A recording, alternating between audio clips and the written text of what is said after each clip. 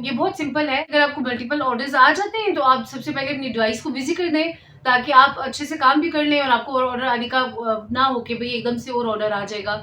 जब आप चिकन का सालन बनाएंगे तो उसमें ये है कि आप जो आप चिकन खरीद के लाएंगे उसके पीसेस बड़े आप रख लें। अगर अच्छा बड़ा साइज का एक पीस होगा तो आई थिंक सो वो एक ही बहुत है, आप सिंगल सर्विंग में एक पीस रख लें।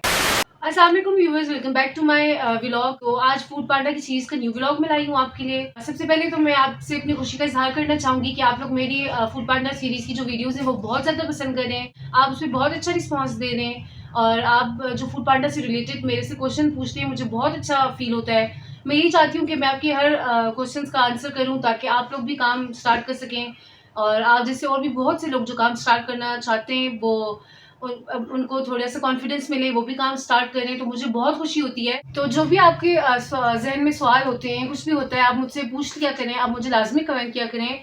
मेरी कोशिश होती है कि मैं आपको फ़ौरन जवाब दूँ। जब भी आप मेरे से कमेंट करते हैं मैं आपको फ़ौरन जवाब देती हूँ। तो आपने मुझसे चाहे दिन में आपने 10 सवाल करने हैं ना, तो आप मेरे से कमेंट बॉक्स में आके पूछ लिया करें, मैं आपको इंशाल्लाह ज़रूर उसके जवाब दूँगी। तो चलिए फिर शुरू करते हैं आज का अपना ये न्यू व्लॉग। लेकिन उससे पहले जो मेरे न्यू व्यूअर्स हैं, मैं उनसे रिक्वेस्ट करूँगी कि काइंडली मेरे चैनल को सब्सक्राइब कर लें और लाइक बटन जो है उसको ज़रूर प्रेस कर दिया करें। इससे मुझे पता चलता है कि आप मेरी वीडियो को कितना पसंद कर रहे हैं और मुझे बहुत खुशी होती है।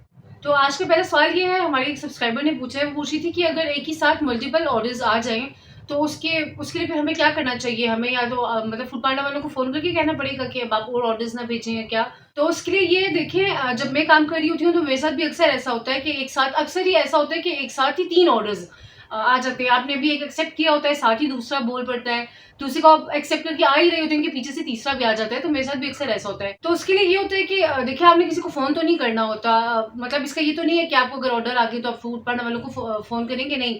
ये ऑप्शन ही नहीं है, आप ऐसा नहीं कर सकते। उसके लिए आपका जो हल है वो आपकी डिवाइस में ही है। आपकी डिवाइस में जो सबसे ऊपर बटन होता है जहाँ पर ओपन या क्लोज़ लिखा होता है, आपने वहीं पर उसको प्रेस करना होता है। जब आप उसको प्रेस करते हैं तो वहाँ आपके पास ऑप्शंस आ जाते हैं कि आप अपनी डिवाइस को क्लोज़ करना चाह रहे हैं या बिज़ी करना चाह रहे हैं या एक दिन के लिए बंद करना चाह रहे हैं। तो मेरे मुझे जब भी 3 ऑर्डर आ जाते हैं तो मैं ऑर्डर रेडी करने से पहले ऐसे ही करती हूँ कि सबसे पहले उस ऑप्शन पे जाती हूँ और उसको वहाँ पर जाके आधे घंटे के लिए वो बिज़ी हो जाता है। वहाँ पर लिखा होता है कि आप 30 मिनट्स के लिए इसको बिज़ी करना चाहते हैं तो कर दें। तो फिर मैं उसको फ़ौरन से पहले बिज़ी कर देती हूँ, फिर मैं अपना ऑर्डर्स तैयार करती हूँ। तो जैसे ही मैं तीनों ऑर्डर्स को रेडी करके डिलीवर कर देती हूँ, फिर उसके बाद मैं दोबारा वहीं पर जाके उसी ऑप्शन में जाके उसको फिर मैं जो है वो दोबारा ओपन कर देती हूँ। तो ये बहुत सिंपल है। अगर आपको मल्टीपल ऑर्डर्स आ जाते हैं तो आप सबसे पहले अपनी डिवाइस को बिज़ी कर दें, ताकि आप अच्छे से काम भी कर लें और आपको और ऑर्डर आने का ना हो कि भई एकदम से और ऑर्डर आ जाएगा।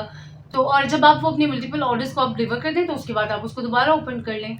तो हमारी कोई व्यूअर ने हमसे पूछा है, क्वेश्चन वो पूछ रही है कि मैंने भी न्यू अपना होम शेफ स्टार्ट किया है, तो क्या मैं पांडा बॉक्स लगा लूँ? देखिए पांडा बॉक्स आप लगाएँ, लेकिन उस सूरत में लगाएँ जब आपके पास कोई कस्टमर नहीं है।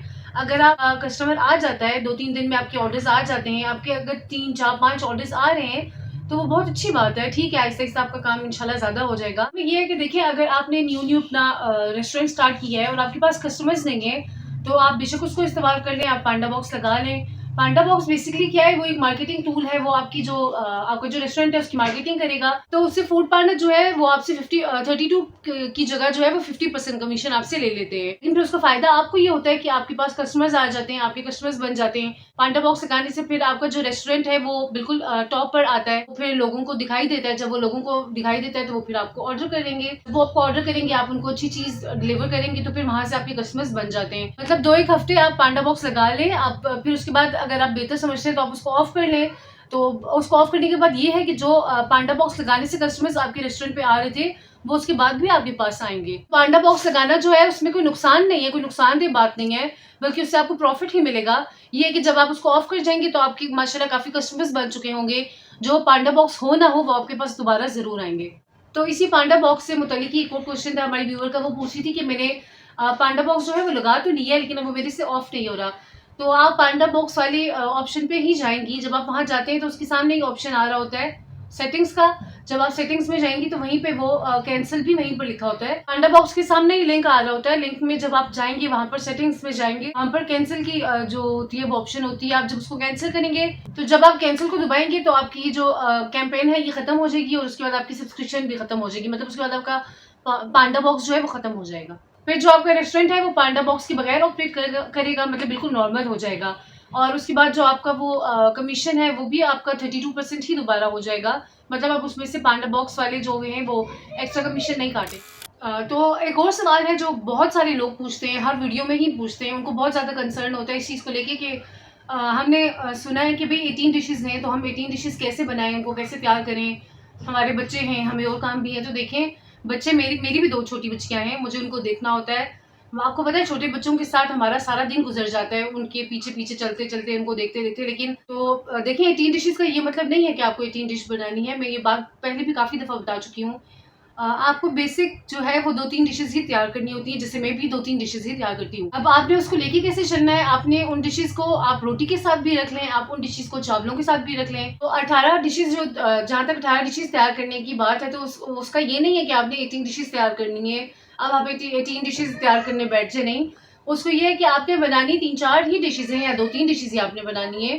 फिर आपने जो इनको प्रेज़ेंट जो आपने उनको है वो 18 तरीके से करना है। जैसे कि अब आपने एक हलीम बनानी है, आपने एक हलीम आप एक सिंगल तरह से बेच सकते हैं, एज़ अ सिंगल आइटम। वो एक हलीम जो है वो आपकी एक आइटम है। अब आप उस हलीम को आप रोटी के साथ बेचेंगे तो वो आपकी दूसरी आइटम हो जाएगी। फिर आप उसी हलीम को आप चावलों के साथ भी सर्व कर दें तो ये आपके 3 आइटम हो गए हैं। इसके बाद जो हलीम है, आप उसको हलीम को एज़ अ सिंगल सर्विंग रखेंगे तो वो आपका एक आइटम हो जाएगा। ऐसे ही हलीम को आप double serving as a double serving आप रखेंगे तो वो आपका एक और आइटम हो जाएगा। फिर आप उसके बाद हलीम का जो है वो एक कॉम्बो रख लें। आप हलीम को एक हलीम आप सिंगल सर्विंग हलीम रख लें आप रोटी के साथ, एक आप रख लें चावल के साथ, तो ये आपका एक और आइटम हो जाएगा। मतलब मेन ये चीज़ है कि बनानी आपने 2-3 ही डिशेज़ हैं, लेकिन फिर आपने उनको रोटी के साथ, चावलों के साथ, सिंगल सर्विंग, डबल सर्विंग या जिससे आपको दिल करता है आपने ऐसे उनको रिप्रेज़ेंट करना है, तो ये टोटल होती आपकी 18 डिशेज़ बन जाएँगी। इसके अलावा जो है जैसे फ़ोर्क हो गया, स्पून हो गया और चटनी हो गई, रायता हो गया, केचअप हो गई, मतलब ये सब चीज़ें जब आप ऐड करते जाएँगे ना, ऐड करते तो ये आपके 18 आइटम्स कंप्लीट हो जाएँगे।